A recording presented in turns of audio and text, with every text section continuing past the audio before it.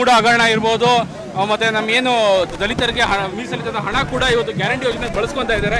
ಏನು ಹೇಳಕ್ ಬಯಸ್ತೀರಾ ಸರ್?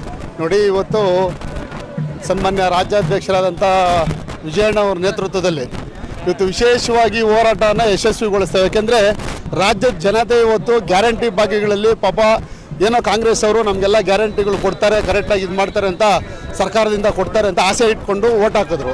ಇವತ್ತು ಅವರಷ್ಟು ಭ್ರಷ್ಟ ನೀಚರು ಈ ರಾಜ್ಯದಲ್ಲಿ ಯಾವುದೇ ಒಬ್ಬ ಮುಖ್ಯಮಂತ್ರಿ, ಭ್ರಷ್ಟ ಮುಖ್ಯಮಂತ್ರಿ ಇಂಥ ಒಂದು ದುರಾಡಳಿತ ನಡೆಸಿಲ್ಲ.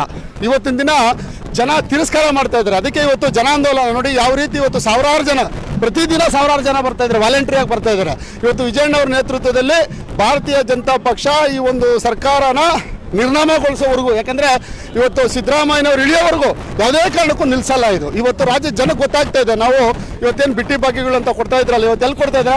4 ತಿಂಗಳಾಯ್ತು ಕೊಟ್ಟು. ನಿಮಗೆ ಮಾಧ್ಯಮದವ್ರಿಗೆ ಗೊತ್ತು, ಪಾಪ ಯಾವುದೇ ಒಬ್ಬ ಮಹಿಳೆ ಕೊಡ್ತಾ ಇಲ್ಲ. ಮತ್ತು ಕರೆಂಟ್ ಫ್ರೀ ಅಂತಾರೆ. ಕರೆಂಟ್ ಫ್ರೀ ಯಾವ್ದು ಕೊಟ್ಟಿದ್ದಾರೆ? ಎಲ್ಲ ರೇಟ್ ರೈಸ್ ಮಾಡಿದ್ದಾರೆ. ಇವತ್ತು ಮೂಡ ಹಗರಣ ಮಾಡಿದ್ದಾರೆ, 14 ಸೈಟು ಅವ್ರ ಹೆಂಡ್ತಿಗೆ ಮಾಡ್ಕೊಂಡಿದ್ದಾರೆ.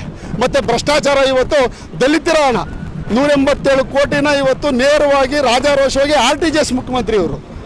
ಬೇರೆ ಯಾರಾದರೂ ಅಕಸ್ಮಾತ್ ಕೈಯಿಂದ ಕಾಸು ತಗೋಬೋದೇನೋ, ಆದರೆ ಇವ್ರ ಮುಖಾಂತರ ಭಯ ಇಲ್ಲ, ಏನು ನಾನು ನೇರ್ ಮಾಡ್ಕೋತಾರೆ ಅಂತ. ಅದನ್ನು ಇವತ್ತು ರಾಜ್ಯದ ಜನ ಎಚ್ಚೆತ್ಕೋತಾರೆ. ಇವತ್ತು ರಾಜ್ಯಪಾಲರು ಕೂಡ ಸೂಕ್ಷ್ಮ ಗಮನಿಸ್ತಾ ಇದ್ದಾರೆ. ಮುಂದಿನ ದಿನಗಳು ಗೊತ್ತಾಗ್ತಾ ಇದೆ. ಕುಮಾರಸ್ವಾಮಿ ಅವರು ಕೂಡ ಹೇಳಿದ್ದಾರೆ, ಇವ್ರು 4 ವರ್ಷ ಇದು ಸರ್ಕಾರ ನಡೆಸೋದಲ್ಲ, ಇನ್ನು ಕೇವಲ 10 ತಿಂಗಳು ನಡೆಸಲಿ ನೋಡೋಣ ಅಂತ ಹೇಳಿದ್ದಾರೆ.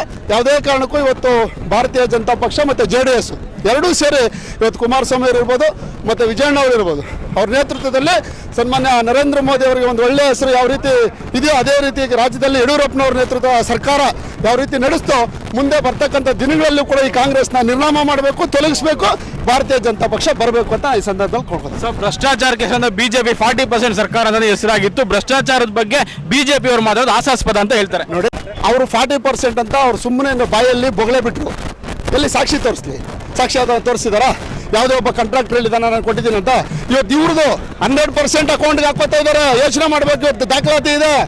ಹೆಂಡತಿ ಹೆಸ್ರಿಗೆ ಮಾಡ್ಕೋತಾರೆ, ತಮ್ಮನ ಹೆಸ್ರಿಗೆ ಮಾಡ್ಕೋತಾರೆ. ಅವ್ರ ಬೇನಾಮಿ ಆಸ್ತಿಗಳಿಗೆ ನೋಡಿ KN ರಾಜಣ್ಣ ಅವರು ಸಾವಿರಾರು ಕೋಟಿ ಅಪೆಕ್ಸ್ ಬ್ಯಾಂಕಲ್ಲಿ ಹಗರಣ ಮಾಡಿದ್ದಾರೆ. ಅನೇಕ ಹಗರಣಗಳು ಇವತ್ತು ಯಾವುದೇ ಒಂದು ಇಲಾಖೆಗೆ ಹೋದ್ರು ಭ್ರಷ್ಟ ಸಚಿವರು ಇವತ್ತು ತಾಂಡು ಮಾಡ್ತಾ ಇದ್ದಾರೆ ಕಾಂಗ್ರೆಸ್ನಲ್ಲಿ. ಇವ್ರು BJP ಬಗ್ಗೆ ಮಾತಾಡಿದ್ರೆ ಜನಕ್ಕೆ ಗೊತ್ತಾಗ್ತಾ ಇದೆ ಭಾರತೀಯ ಜನತಾ ಪಕ್ಷದಲ್ಲಿ ಯಾವ ರೀತಿ ಇದೆ. ನಮ್ಮೇನು ಜನರಿಗೋಸ್ಕರ ಕೊಡ್ತಾ ಇದ್ರಲ್ಲ ಸ್ಕೀಮುಗಳು, ಭಾಗ್ಯಲಕ್ಷ್ಮಿ ಯೋಜನೆ ಇರ್ಬೋದು, ಸೈಕಲ್ ಯೋಜನೆ ಇರ್ಬೋದು, ಬಿಸಿ ಊಟ ಇರ್ಬೋದು, ರೈತರಿಗೆ ಪ್ರೋತ್ಸಾಹಧನ ಏನು ಹಾಲು ಕೊಡ್ತಾ ಇದ್ದಿರ್ಬೋದು, ಯಾವ್ದು ಕೊಡ್ತಾ ಇದ್ದಾರೆ ಇವರು? ಯಾವ್ದಾರು ಕೊಡ್ತಾ ಇದ್ದಾರಾ? ಬರೀ ಗ್ಯಾರಂಟಿ ಮಾತಿಗೆ ಹೇಳ್ತಾ ಇದ್ರು. ಆ ಗ್ಯಾರಂಟಿಗಳಲ್ಲಿ 100 ಜನಕ್ಕೆ ಕೊಡೋದನ್ನ 1000 ಜನಕ್ಕೆ ಕೊಟ್ಟಿದ್ವಿ ಅಂತ ತೋರಿಸ್ತಾರೆ, 100 ಜನಕ್ಕೆ ಕೊಟ್ಟಿರಲ್ಲ. ಅಕೌಂಟ್ಗಳಿಗೆ ಡ್ರಾ ಮಾಡ್ಕೋತಾರೆ. ಈ ರೀತಿ ಮಾಡ್ತಾ ಇರ್ತಕ್ಕಂಥ ಸರ್ಕಾರ ತೊಲಗಬೇಕು ಅಂತ ಇವತ್ತು ಸಾವಿರಾರು ಜನ, ಇವತ್ತು ನೋಡಿ 25,000ಕ್ಕಿಂತ ಹೆಚ್ಚು ಜನ ಓಡಾಡ್ತಾ ಇದ್ರು. ಇವತ್ತು ರಾಜ್ಯಾಧ್ಯಕ್ಷರು ಮುಂದೆ ಹೋಗ್ತಾ ಇದ್ರೆ ಎಲ್ಲ ಕಾರ್ಯಕರ್ತರು ಅವರಿಂದ ಹಿಂಬಾಲಕರಾಗಿ ಜೈಘೋಷ ಕೂತ್ಕೊಂಡು ಇವತ್ತು ಭಾರತೀಯ ಜನತಾ ಪಕ್ಷ ನಡೀತಾ ಇದೆ.